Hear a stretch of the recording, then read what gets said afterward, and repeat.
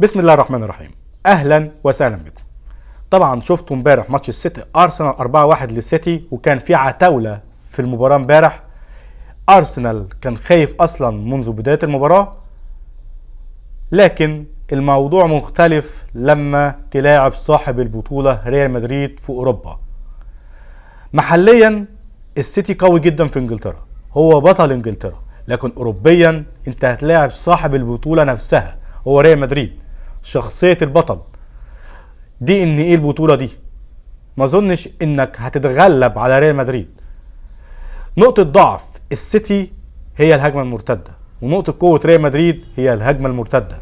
فينيسيوس جونيور، كريم بنزيما، رودريجو، لوكا مودريتش، شوميني، كامافينجا، توني كروس، فالفيردي، لا الموضوع مختلف.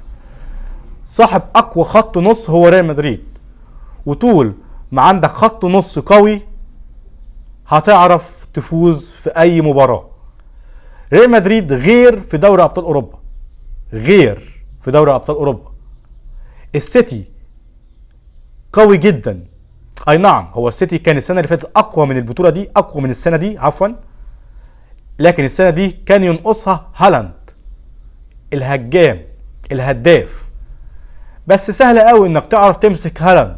انت عندك ناتشو، عندك كامافينجا، عندك اي نعم مولوتاو مش هيلعب ماتش الذهاب، بس انت عندك ألبا، عندك رودريجير. لا الموضوع مختلف في ريال مدريد. انت مش هتلاعب الارسنال يا سيتي، انت مش هتلاعب ليفربول، مش هتلاعب اي فريق، مش هتلاعب البايرن مع احترام الكبير للبايرن، بس انت هتلاعب صاحب البطولة نفسها هو ريال مدريد.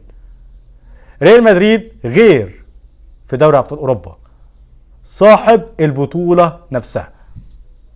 سلام.